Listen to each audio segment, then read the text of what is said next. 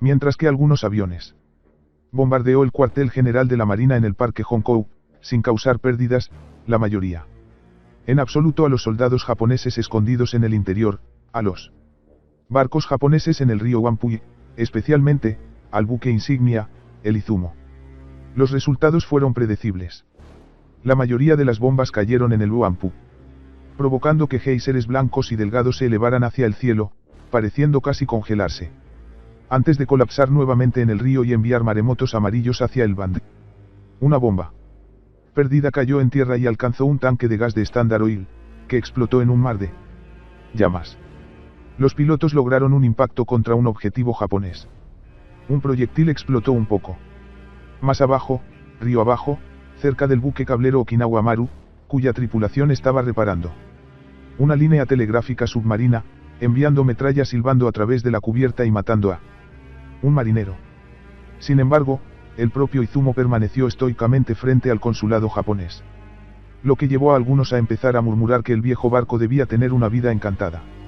Durante el día se llevaron a cabo un total de 6 incursiones sobre Shanghái, concentradas en la mañana y al final de la tarde, con una larga pausa sin incidentes en el medio. 37 La misma escena se desarrolló en cada redada. Los aviones chinos aparecerían sobre el horizonte gris oscuro y seguirían el río Whampoa hacia el norte hacia la flota japonesa, que estaba anclada cerca de la confluencia de Whampoa con el arroyo Suyou en un lugar fácilmente reconocible desde el aire. Los buques japoneses, a su vez, soltaban sus cañones y llenaban el aire con una densa alfombra de proyectiles explosivos, sin permitir nunca que los aviones se acercaran lo suficiente como para lanzar sus bombas con algún grado de precisión. Fue la primera vez que probaron a Archie, dijo un espectador extranjero, que había sido aviador en la Gran Guerra, usando la jerga de piloto para referirse a la artillería antiaérea. Cuando las cáscaras comenzaron a estallar a su alrededor, se animaron y dejaron caer sus huevos lo más rápido posible. Los resultados fueron predecibles. La mayoría de las bombas cayeron en el Whampoa, provocando que géiseres blancos y delgados se elevaran hacia el cielo, pareciendo casi congelarse, antes de colapsar nuevamente en el río y enviar maremotos amarillos hacia el Band. Una bomba perdida cayó en tierra y alcanzó un tanque de gas de Standard Oil, que explotó en un mar de llamas. Los pilotos lograron un impacto contra un objetivo japonés. Un proyectil explotó un poco más abajo, río abajo, cerca del buque cablero Okinawa Maru, cuya tripulación estaba reparando una línea telegráfica submarina, enviando metralla silbando a través de la cubierta y matando a un marinero. Sin embargo, el propio Izumo permaneció estoicamente frente al consulado japonés, lo que llevó a algunos a empezar a murmurar que el viejo barco debía tener una vida encantada a pesar de la falta de éxito. Los espectadores en el terreno observaron el espectáculo con intenso interés. Algunos eran refugiados de los campos de batalla en el norte de la ciudad, mientras que otros simplemente aprovechaban su día libre para vivir un poco del drama de la vida real. Justo al sur de Suyou Creek, el techo del edificio de la misión, donde el reverendo Rawlinson había pasado la mañana ocupado trabajando, estaba lleno de más de 100 espectadores, hasta que C.L. Boynton, un funcionario del Consejo Nacional de la Iglesia, les ordenó bajar. Compré un buen candado. La multitud de los peligros y la esquina de Bandi Nanjing Road, que ofrecía una vista directa del Izumo, habían atraído a miles. Poco después de las 4 de la tarde tuvo lugar otra incursión china. La salida estuvo compuesta por 10 aviones que, como todos los anteriores, se dispersaron tan pronto como los cañones antiaéreos empezaron a ladrar. Los 6 aviones que iban delante desaparecieron entre las nubes, pero los 4 que iban detrás mantuvieron su formación. Uno de ellos se desvió repentinamente de su rumbo y momentos después cayeron 4 bombas de su vientre. 2 atravesaron la superficie del Whampoa, pero los otros 2 fueron atrapados por el fuerte viento del tifón y arrastrados hacia la orilla del río. Miles de personas contemplaron impotentes como las bombas, que el destino ya había puesto en su rumbo, se dirigían implacablemente hacia el estrecho espacio en el extremo oriental de Nanjing Road. William Bergill, el joven profesor de Minnesota, observó cómo se acercaban las 2 bombas desde un balcón en el 5º piso del Palace Hotel, cerca de la esquina de Nanjing Road y el Band. Los miembros de su grupo turístico se habían trasladado allí desde Astor House más temprano ese mismo día, después de que se había ordenado a todos los extranjeros que evacuaran las áreas al norte de Sullivan Creek. Regresó a su habitación de hotel y cayó al suelo, justo a tiempo antes de que una gran explosión hiciera temblar todo el edificio. Segundos después, estalló otra fuerte explosión, esta vez incluso más cerca. Vergil encontró el camino hacia las escaleras y comenzó a bajar a tientas a través de una niebla de polvo. El vestíbulo principal fue el escenario de una matanza.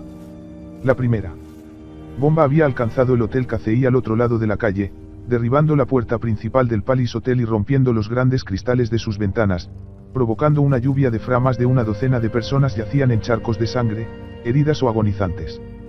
La segunda bomba atravesó el tejado del Hotel Palace y explotó en el último piso. Hombres, mujeres y niños chinos bajaban del tejado, recordó Vergil más tarde.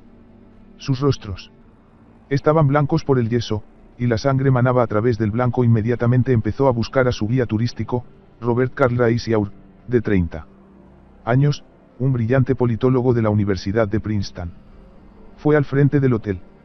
Justo afuera, Nanjing Road era un escenario de caos sangriento total. El suelo estaba lleno de cristales rotos. Esparcidos por todas partes estaban restos humanos, en su mayoría trozos anodinos de carne cubiertos con ropas andrajosas. Un nuevo Lincoln Sefar quedó envuelto en grandes llamas. Sin embargo, no había ni rastro de Raisiaur. Vergil se dio la vuelta y se dirigió a la recepción. Allí encontró al guía turístico, con un brazo sobre el mostrador y el otro sobre el hombro de un chino herido. Su pierna era un desastre sangriento. «Sáquenme de aquí», dijo Raisiaur con calma. Las dos bombas lanzadas por el avión chino habían estallado exactamente a las 4 de la tarde y 27. Los ataques detuvieron las agujas de un reloj en la entrada del Hotel KCI, congelando en el tiempo el momento de las dos explosiones. Las ondas expansivas y los escombros habían cobrado su precio. Entre la masa de gente que se había apiñado en la calle. Para Percy Finch, un corresponsal extranjero, era como si una cortadora de césped gigante se hubiera abierto paso entre la multitud, destrozándola. Aquí había un hombre sin cabeza, allí el pie de un bebé, con su pequeño zapato de seda roja bordado con feroces dragones, escribió. Un cuerpo, el de un niño, fue atado contra una pared, para al que se adhirió con espantosa adhesión un repugnante hedor a carne quemada llenó el aire. Cuando los heridos volvieron en sí, empezaron a gemir. Algunos gritaban. Parte de la fachada del Palace Hotel había sido derribada.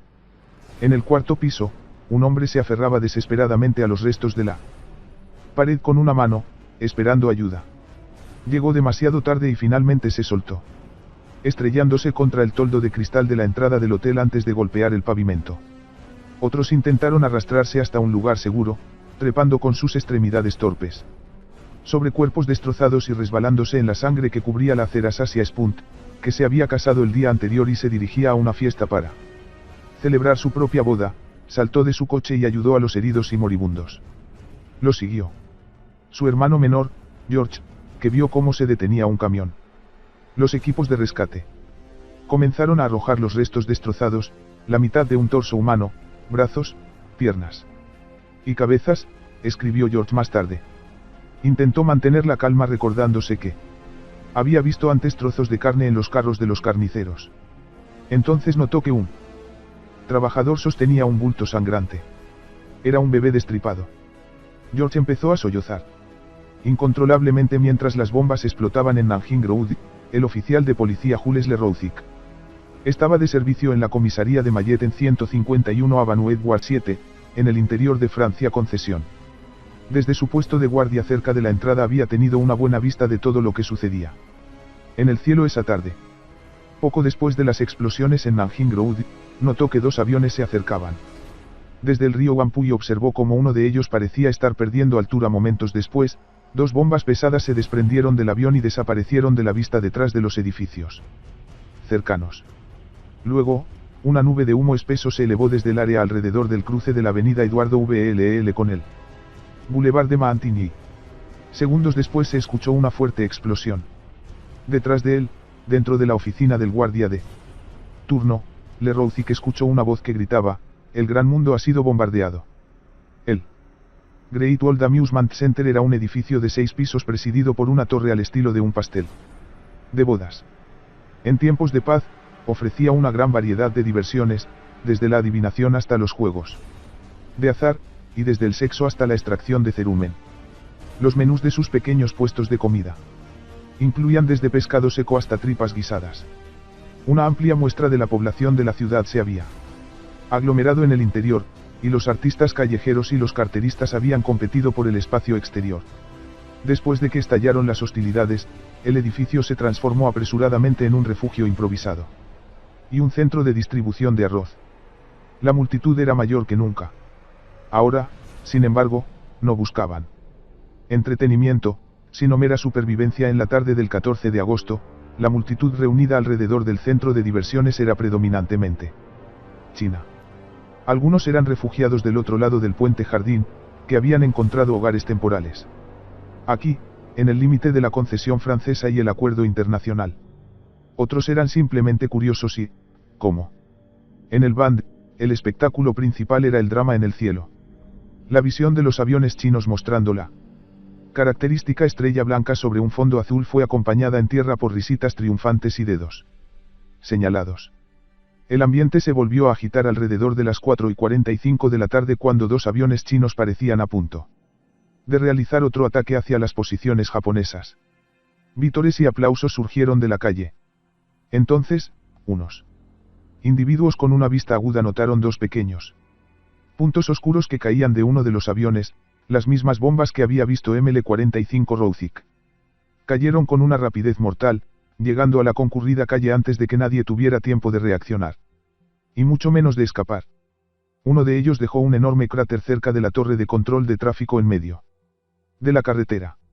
El otro explotó a unos metros sobre el suelo, provocando que la metralla volara sobre una gran zona. Eran 46 las explosiones.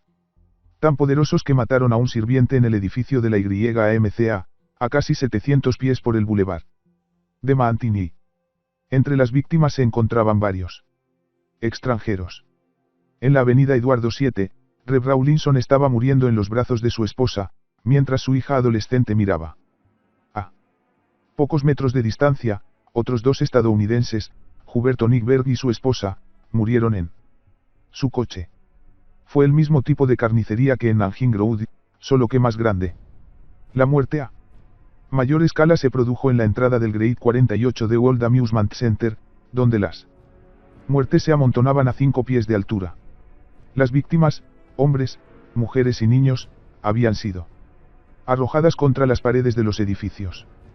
Muchos quedaron completamente desnudos después de que la intensa presión del gas de las bombas les arrancara la ropa. ¿Alguno de ustedes pierde esto?, preguntó un miembro de la comunidad de emigrados rusos mientras se levantaba de detrás de la barra cubierta de polvo en el Hotel Kazei, donde había estado revisando los escombros.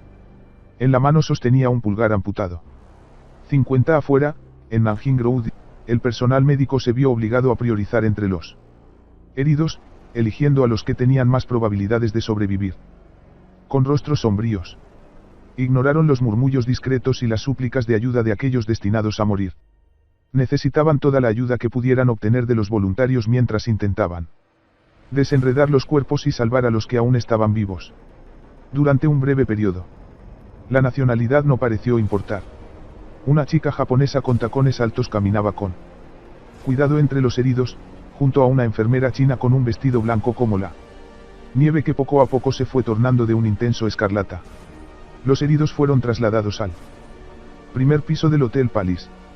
La bomba destruyó el ascensor y los escombros bloquearon las escaleras, lo que hizo más difícil llegar a los muchos que habían resultado heridos en lo alto del edificio cuando la bomba atravesó el techo.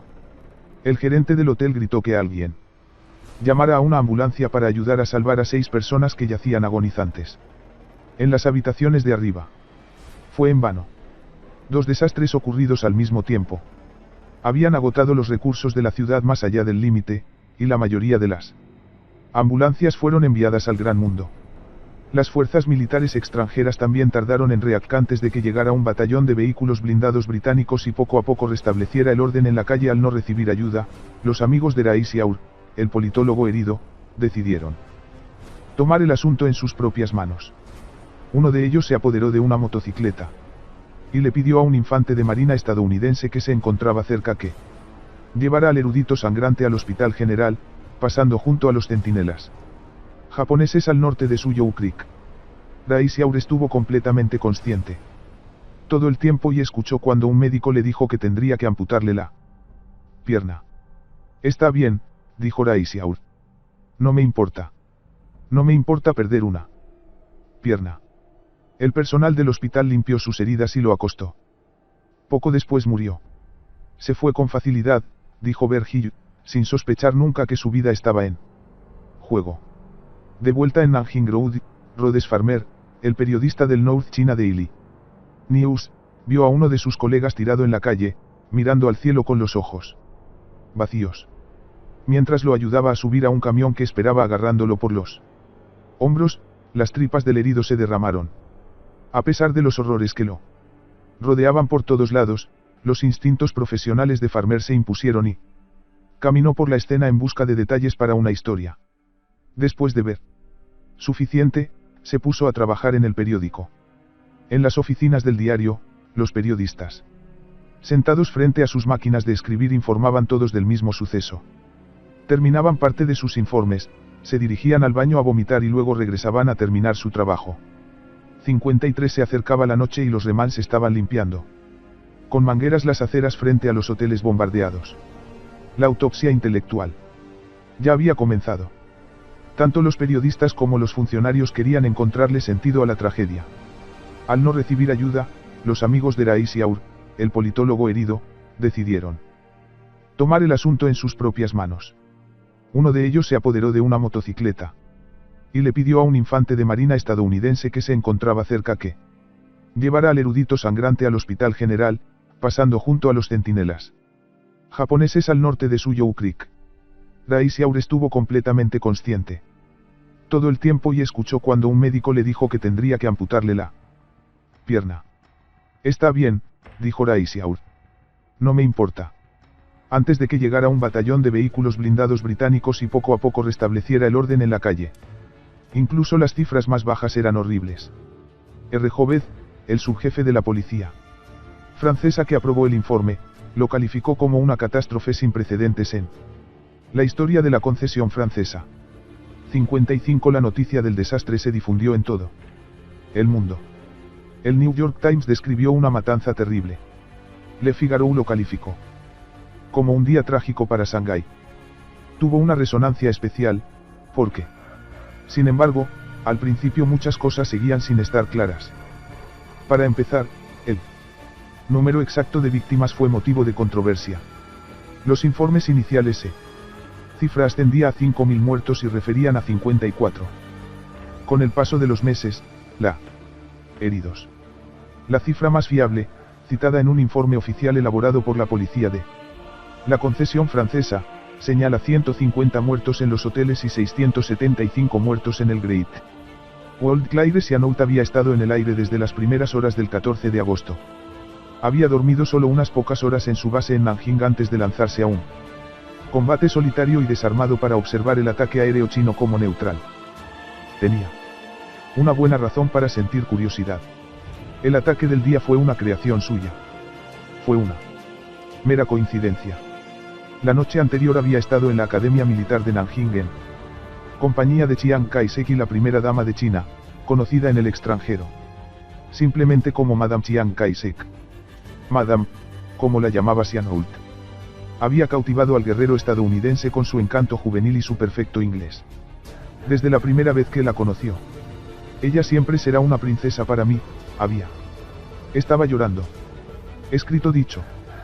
56 Aquella noche, cuando se acercaba la guerra, ella. En su diario. Están matando a nuestra gente, había dicho, sollozando. ¿Qué harás ahora? El bombardeo terrorista alemán del pueblo de Guernica en la Guerra Civil Española había tenido lugar solo unos meses antes, en abril. Ahora la muerte volvía a llover del cielo, a mayor escala que nunca. La era del poder aéreo había llegado. Ya nadie podría estar verdaderamente a salvo, sin importar cuán lejos estuvieran de la línea del frente. Sihanouk había sugerido bombardear los barcos en el río Wampu debido al apoyo que su artillería brindaba a la infantería japonesa. Como no había ningún oficial chino con experiencia para preparar una operación como esta, la primera dama había pedido a Sihanouk que se hiciera cargo. Sihanouk no estaba en absoluto preparado para este nuevo papel, pero sintiendo ya un cierto sentimiento de afinidad con China y aguijoneado por la emoción ante la perspectiva de probar suerte en una verdadera guerra aérea, había aceptado. Se había quedado despierto hasta las 4 de la madrugada con su viejo amigo Billy McDonald mirando mapas y planificando las misiones del día. Sin saberlo, estábamos preparando el escenario para el famoso Sábado Negro de Shanghái, escribió Sihanouk con notable franqueza en sus memorias. 58. Preguntó Sihanouk. Lucharemos, había respondido ella, echando la cabeza hacia atrás con orgullo. Después de despegar a la mañana siguiente, Sihanouk se topó con nubes bajas y evadió las tormentas por el valle de Liangxi en dirección a Shanghái. A medida que se acercaba a la ciudad, tuvo el primer presentimiento de que los ataques no habían salido según lo planeado. Vio 6 aviones chinos y, muy por debajo de ellos, un buque de guerra con sus armas disparando. El avión acababa de bombardear en picado el buque, aparentemente sin éxito. Sihanouk pasó corriendo junto al barco y descubrió, para su disgusto, que tenía una enorme Union Jack pintada en la cubierta de popa. Era el crucero británico Cumberland. Después de regresar a la base, Sihanouk fue informado sobre la tragedia que había ocurrido ese día. Mucho más tarde, en sus memorias, pudo contarle al mundo su versión de cómo y por qué el ataque salió tan terriblemente mal. Las tripulaciones chinas habían sido entrenadas para bombardear a una velocidad fija desde una altitud de 7.500 pies. ¿Cómo? Ese día estaba nublado, los pilotos habían decidido sumergirse debajo de las nubes y bombardear desde 1.500 pies. No. Solo no lograron ajustar las miras de sus bombas a la nueva velocidad y altitud, sino que también ignoraron las órdenes estrictas de mantenerse alejados del acuerdo internacional. Al final, por lo tanto, 60 centenares murieron debido a un error humano en los días posteriores a la tragedia. También hubo otras explicaciones de por qué los pilotos chinos habían acabado matando a tantos de sus propios compatriotas. Buque, aparentemente sin éxito. Sihanouk pasó corriendo junto al barco y descubrió, para su disgusto, que tenía una enorme Union Jack pintada en la cubierta de popa. Era el crucero británico Cumberland. 59. Un capitán de la Fuerza Aérea entrevistado en su cama de hospital por el Shanghai Evening Post y Mercury afirmó que él había sido el piloto del avión y ofreció otra versión. Explicó que regresaba a su base en su avión biplaza después de un ataque contra el cuartel general de la Fuerza Naval de desembarco cuando fue atacado desde arriba por un luchador japonés que mató a su observador y lo hirió. De alguna manera, las balas del avión japonés dañaron los soportes de las bombas, lo que provocó el desastre, dijo. 62. Eleanor B. Roosevelt, esposa del presidente estadounidense Franklin D. Roosevelt, estaba en Shanghái en el momento del bombardeo y estaba horrorizada por la pérdida de vidas inocentes. Envió una carta al primer ministro de Japón, el príncipe Konoye, instándolo a buscar formas de minimizar el riesgo de ataques aéreos chinos, que, según ella, fueron causados por la presencia del ejército japonés en el área de Shanghái. Los japoneses no respondieron. Sin embargo, al día siguiente, el Izumo fue retirado de su fondeadero cerca del consulado japonés hasta el centro del río Wampu. El crucero estaba lo suficientemente cerca como para poder contribuir con su artillería a la lucha tierra adentro, pero lo suficientemente lejos como para reducir significativamente el peligro para los civiles en la ciudad. Según informes de la prensa china, el piloto del avión que volaba sobre la concesión francesa había intentado lanzar sus bombas sobre un circuito de carreras cercano, pero no lo alcanzaron a unos 300 metros. Lo que nadie sabía en ese momento era que las tragedias gemelas bien podrían haber sido evitadas por Japón. Los japoneses habían descifrado los códigos de la Fuerza Aérea China, lo que los mantenía constantemente un paso por delante. El 13 de agosto, la tercera flota había interceptado un telegrama chino que revelaba el plan de atacar los buques anclados en el Wampu. Como resultado de esta información, los japoneses habían preparado un ataque aéreo preventivo que sería llevado a cabo por Aviones navales. En la mañana del 14 de agosto de 1964 intervino el mal tiempo. Una unidad aérea basada en un barco llegó demasiado tarde a su punto designado, mientras que otra advirtió que las altas olas habían hecho casi imposible el despegue y el aterrizaje. Los comandantes japoneses habían cancelado a regañadientes la operación del día, con graves consecuencias de Shanghái. El día después del Sábado Negro, el 15 de agosto, el tiempo seguía siendo malo, pero la guerra aérea continuó, con un esfuerzo japonés más intenso. El sargento Hasegawa Hajime estaba en uno de los 20 bombarderos medianos Mitsubishi G3M que despegaron de la base aérea de Omura en la isla de Kyushu, en el sur de Japón. Sus objetivos eran bases aéreas cercanas a Nanjing. Fue una empresa arriesgada. En su camino a la capital China fueron atacados por cazas chinos Curtiss Hawk y en el vuelo de regreso, después de haber bombardeado sus objetivos, fueron perseguidos una vez más. Esta vez, los aviones chinos, más maniobrables, se lanzaron a matar. El sargento Hasegawa observó cómo un avión en la formación recibió un impacto en uno de los tanques de sus alas y pronto quedó envuelto en llamas. La tripulación de 7 miembros se apretujó en la cabina delantera y el piloto abrió la escotilla superior para aliviar el calor del incendio que consumía el avión. A medida que las llamas se acercaban, los aviadores estiraban sus torsos por la estrecha abertura, pero no podían saltar porque no tenían paracaídas. Una cuestión de honor. Todo lo que podían hacer era esperar lo inevitable. De repente, el avión se convirtió en una bola y cayó al suelo. Poco después, otro avión de la formación fue alcanzado y nuevamente la tripulación corrió a la cabina delantera, abriendo la escotilla superior sin esperanzas de escapar. Hasegawa observó al piloto del segundo avión abrazar a los miembros de su tripulación antes de que saliera de la formación y se disparara al suelo. Como un pequeño cometa. Cuando la maltrecha formación aterrizó en la isla coreana de Cheilyu, controlada por los japoneses, había perdido 4 aviones. Las 2 divisiones formarían la Fuerza Expedicionaria de Shanghái, una unidad resucitada de las hostilidades de 1932. Muchos de los soldados que iban a ser enviados a la guerra eran reservistas de entre 20 y 30 años que hacía tiempo que hacía 70 años. Habían regresado a la vida civil después del servicio militar y eran poco disciplinados. Tras su habitual desdén por los chinos, los líderes japoneses pensaron que esto sería más que suficiente para hacer frente a las molestias al otro lado del mar. Subestimar al enemigo fue un error que repetirían una y otra vez en las próximas semanas y meses. Fue una situación surrealista. Incluso después de que miles de personas murieran en batalla, los combates en China siguieron siendo una guerra no declarada en lo que respecta al gobierno japonés, y solo comprometió fuerzas de forma fragmentada. El gabinete japonés siguió refiriéndose a los acontecimientos ocurridos en Shanghái y más al norte, cerca de Beijing, como el incidente de China 69. Sin embargo, los eufemismos no fueron suficientes para disfrazar el hecho de que Shanghái se estaba convirtiendo en un problema.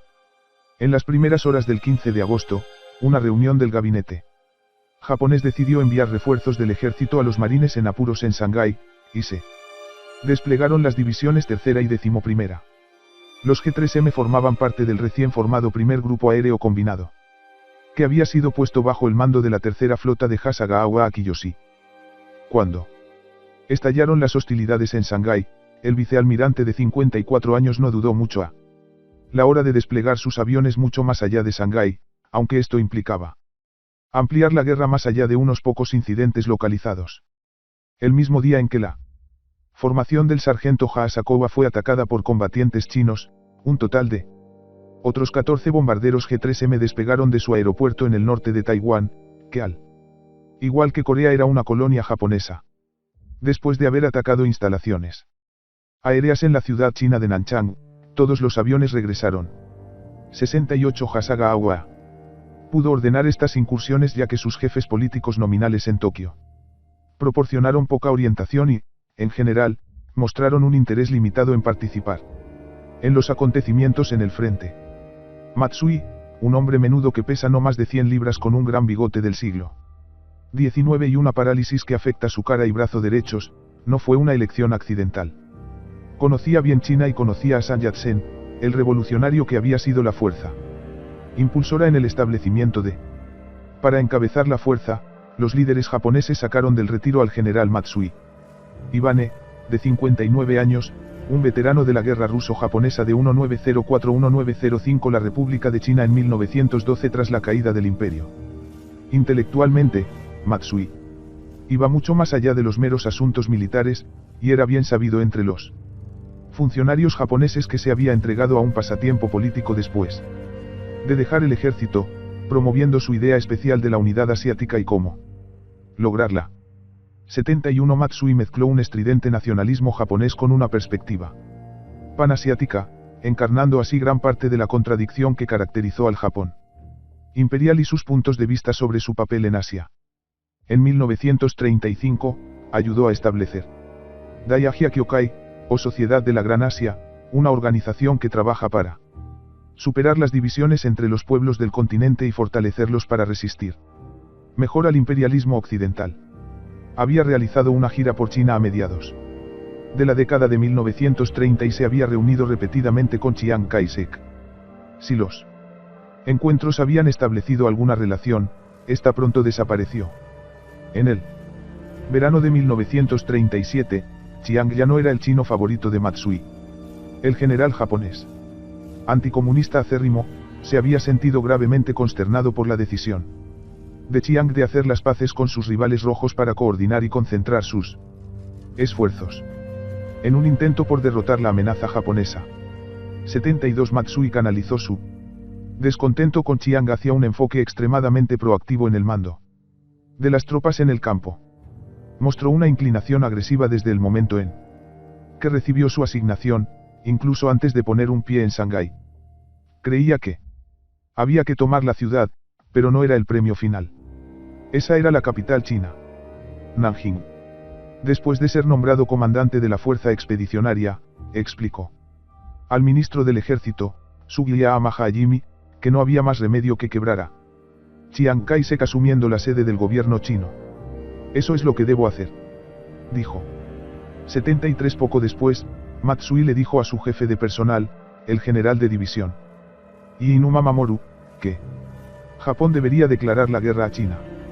74 El gobierno central de Tokio tenía poca idea clara sobre sus objetivos finales en Shanghái, lo que dejó a los comandantes locales en libertad para establecer la agenda. Por defecto, se vieron colocados en una situación en la que podían ejercer un poder desproporcionado. El problema era que les gustaba demasiado el poder y no rehuían usarlo. El vicealmirante Hasegawa lo había demostrado lanzando ataques aéreos contra una amplia gama de objetivos a lo largo de la costa este de China inmediatamente después del estallido de las hostilidades. Matsui era del mismo molde. En las circunstancias actuales,